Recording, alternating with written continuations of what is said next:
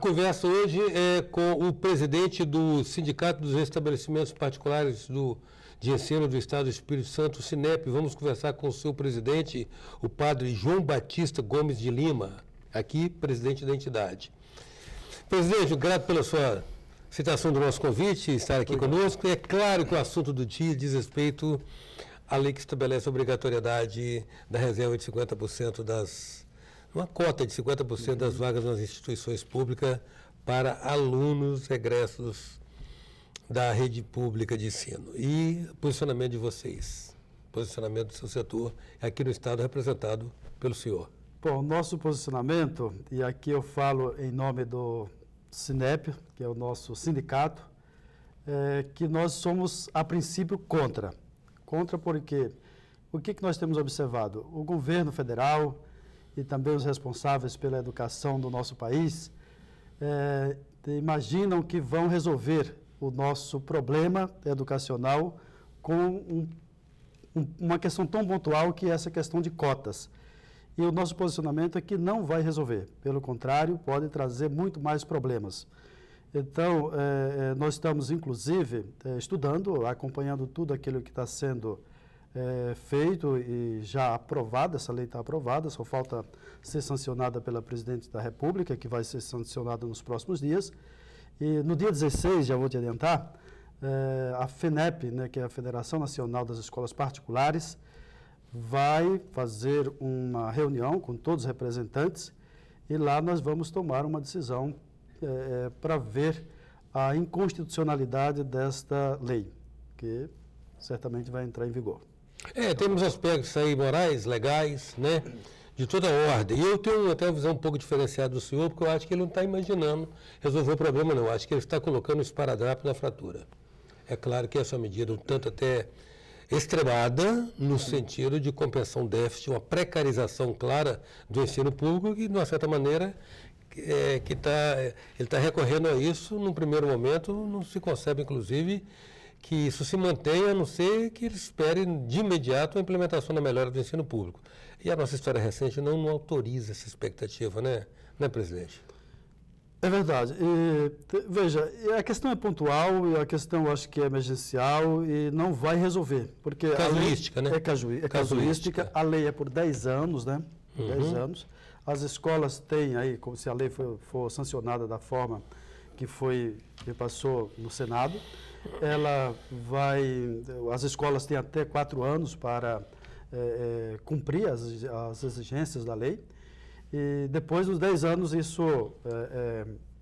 essa lei será interrompida. Ou então não terá mais o sistema de cota. Pode ser que tenha um outro sistema, outra forma de acesso ao ensino superior. Eu acho que o governo está fazendo um esforço muito grande por uma coisa que não vai resolver. E nós continuamos insistindo que ele deveria melhorar a educação básica. Eu não estou dizendo que o governo não tem feito esforço extraordinários, grandes, né? No sentido de corrigir, de melhorar o nosso sistema educacional, mas precisa melhorar mais, é pouco, né? Tudo aquilo que está sendo feito é pouco.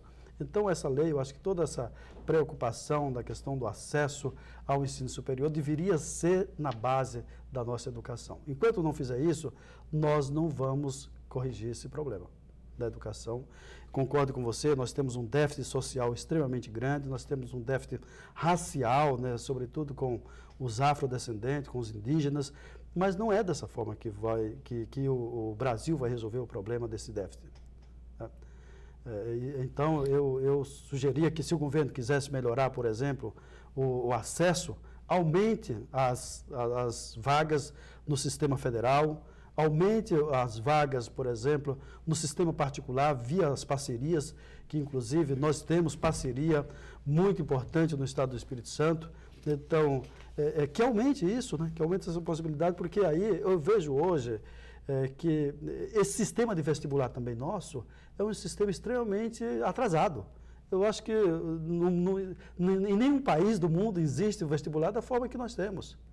Na Europa, nos Estados Unidos, por exemplo, não tem mais esse tipo de vestibular, porque o aluno ele sai tão bem preparado da educação básica, que ele pode acessar, exceto alguns cursos assim, que tem uma concorrência muito dura, como medicina, direito, né? Nos Estados Unidos o direito tem uma concorrência muito dura, muito forte, mas a maioria dos cursos, os alunos têm acesso... Não, até porque é o histórico escolar do aluno que vai credenciar, lógico, não é? Perfeito. É uma continuidade, é um processo. É uma continuidade. É um processo. Então, por isso que nós somos contra esse sistema.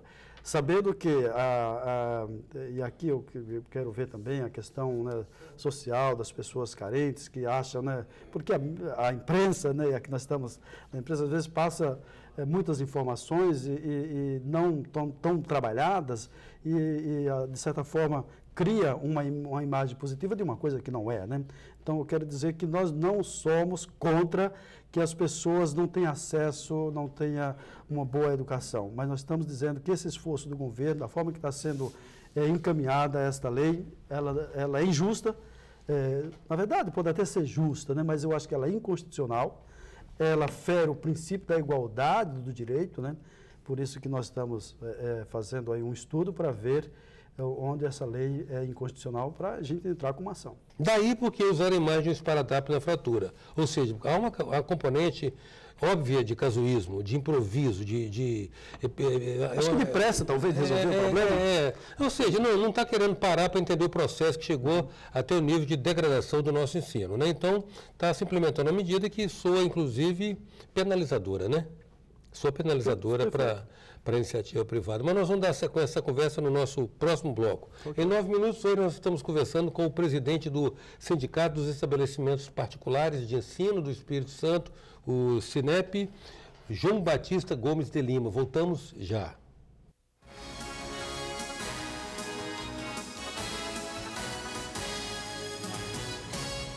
Em 9 minutos, hoje nós temos a presença do presidente do Sindicato dos Estabelecimentos Particulares de Ensino do Espírito Santo. Estamos tratando especificamente da lei que está para a aprovação da presidente Dilma, que reserva uma cota de 50% das vagas nas instituições públicas para os alunos oriundos exatamente da rede pública. Presidente, a questão é o seguinte: soa no primeiro momento justa, pode ser ilegal.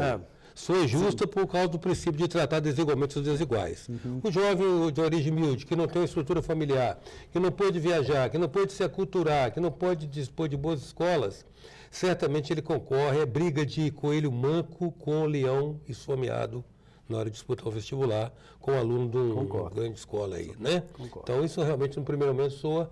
Agora, realmente, a medida casuística é porque ela mascara uma progressiva deterioração do ensino público que vem de anos. Se a gente se reportar ao Brasil de 90 milhões de habitantes, eu estou falando dos anos 60, estudar em escola particular era desdouro. A escola pública era aclamada. Sim, aqui, sim. Eu me lembro do estigma que padecia a nossa EMESCAN aqui. Os alunos que não conseguiam passar no vestibular da UFS tinham que ir para a EMESCAN, quase que serem estudantes clandestinos, quase que carregando o estigma de estudar em escola particular. Com a progressiva deterioração, né, do ensino, realmente, e o investimento, na verdade, tanto na área da saúde quanto na área da educação, o sucateamento desses dois setores ensejou legítimas oportunidades empresariais nessas áreas de ensino e saúde, né?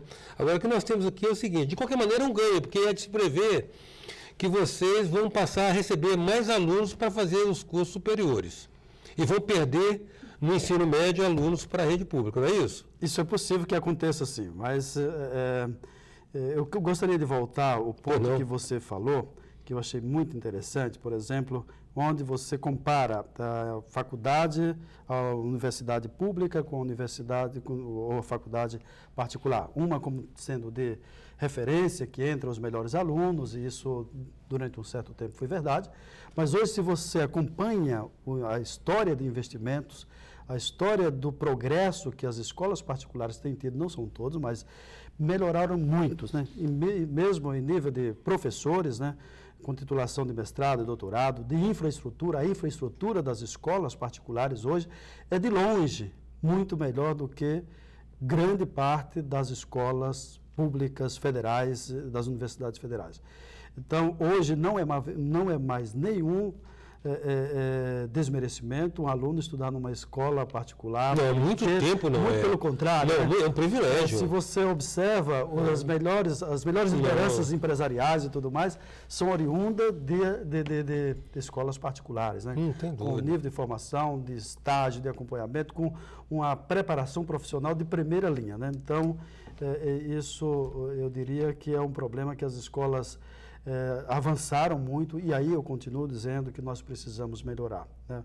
Eu acho que a perspectiva do Brasil, a perspectiva da nossa sociedade, ela passa sim pela educação. Educação fundamental, educação de básica, depois graduação, cursos técnicos, e melhorando, porque se não melhorar também, não adianta ter só um diploma. E aí eu fico, como reitor de uma instituição de ensino, eu fico muitas vezes, de certa forma, até triste, viu, Eustáquio? Com a ilusão do diploma, né? Com a ilusão não do diploma. aprendizado. E a falta, muitas vezes, a gente reconhece o aluno que trabalha durante o dia, estuda à noite, a gente reconhece o sacrifício que ele faz, mas muitas vezes ele desperdiça um tempo extraordinário. Podia estudar mesmo para valer, porque vai fazer a diferença aquela pessoa, aquele aluno que realmente estudou. E aí, para mim, isso independe de escola pública. Isso é vocação mesmo, é predisposição do aluno, né? Aliás, na verdade, eu pessoalmente sou da tese de que metade é escola e metade é o aluno. Tem que se esforçar. Metade. Quem está estudando tem que se esforçar mesmo. Agora, presidente, há uma avaliação ainda que parece que não foi computada. Na medida que nós temos um ensino precário para um contingente populacional, na medida que aumentar esse contingente populacional, é capaz de acentuar mais a precarização desse ensino, não? Porque eu perguntaria, inclusive para os nossos nobres senadores e também para o presidente da República, se eles vão ter um programa de nivelamento desses alunos. Porque não é só a questão de você dar acesso via uma lei a esse aluno que não teve uma boa formação.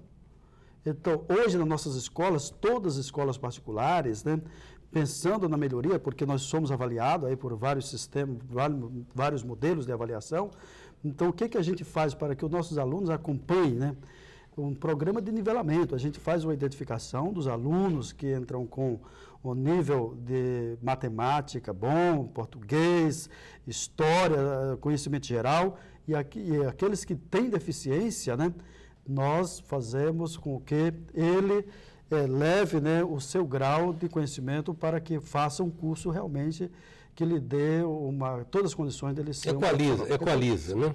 Agora, presidente... E me parece que isso não está contemplado. Isso não está contemplado. Não, o casuísmo da medida não nem prevê isso. Não está contemplado. Agora, veja bem, aqui no Espírito Santo fez uma experiência de comprar vagas em escolas particulares, aproveitando, inclusive, a ociosidade, do que eu achei uma gestão extremamente racional. O governo poderia também usar esse mecanismo e negociar com vocês moedas como, por exemplo, isenções tributárias, algum tipo de subsídio, né, em que poderia, na verdade, usar toda uma estrutura já montada, sem necessidade, inclusive, de investir mais, porque já existe, às vezes, eventualmente, uma capacidade ociosa instalada que poderia ser otimizada nessa relação de ganha-ganha com o governo. Eu acho sim, tem que aumentar as vagas, seja as vagas da própria instituição federal e também em casos específicos, né, você pode fazer parcerias, né, com as escolas particulares, que tem uma capacidade instalada belíssima, já montada, e tem mais, viu, Eustáquio? Nós conseguimos formar o aluno com um custo muito menor do que o custo do nosso sistema federal de ensino. Então, esse ponto aí, certamente, não se leva em conta ou não quer discutir esse ponto, que eu acho extremamente interessante se você pensa. Porque você resolve duas questões. Você resolve o problema social, de atender aqueles que realmente precisam ser atendidos, e resolve uma questão econômica, porque você aumenta a sua capacidade de receber estudantes e alunos por um custo muito menor. Não, qualifica mais o gasto. Qualifica mais o gasto. Você dá eficiência ao sistema de gestão pública. Mas são ideias a serem colocadas na mesa, né, presidente? Sim. Agora eu vou fazer, nosso tempo está encerrando, mas como o senhor que milita na área, vive isso, a gente percebe, até na conversa preliminar que a gente tem. No Brasil, nós temos uma cultura perversa que condena a ideia pela sua paternidade, não pelo seu mérito. Às vezes eu não gosto de você e a sua ideia é mal recebida porque é sua, não porque ela é ruim ou boa. Você se lembra do projeto do CIEPS do Leonel Brizola? Da escola de tempo integral, em que o aluno entrava de manhã, tinha 5 a 6 refeições. O currículo, a carga curricular dele, inclusive, incluía matérias de humanidades, de educação, de esporte, de cultura e de artes. Eu entendo que aquela ideia naufragou por causa da paternidade. O que você acha dessa ideia? Eu acho que a escola tem que ser em tempo integral. A educação básica tem que ser tempo integral. Aquela história, eu acho que, certa vez, disse Antônio Hermílio de Moraes, uma coisa que para mim foi muito importante. Ele dizia assim, a escola tem que ser 8 por 8. 8 anos de estudo com 8 horas diária. O aluno da educação básica teria que fazer isso. Se nós não fizermos, porque veja só, Eustáquio, aquelas 4 horas que o aluno fica na escola é importante e tudo mais, mas ele vai para casa e depois fica vendo alguma coisa e o tempo passa e tudo mais. Isso para quem tem uma situação econômica razoável. E quem não tem? Muitas vezes eu vejo os alunos, seja aqui em Vitória ou no interior do nosso estado ou em qualquer lugar do Brasil, fica desperdiçando seu tempo pelas ruas, brincando, às vezes submetido a toda sorte. Exposto a tudo que a gente sabe. Ruim, né?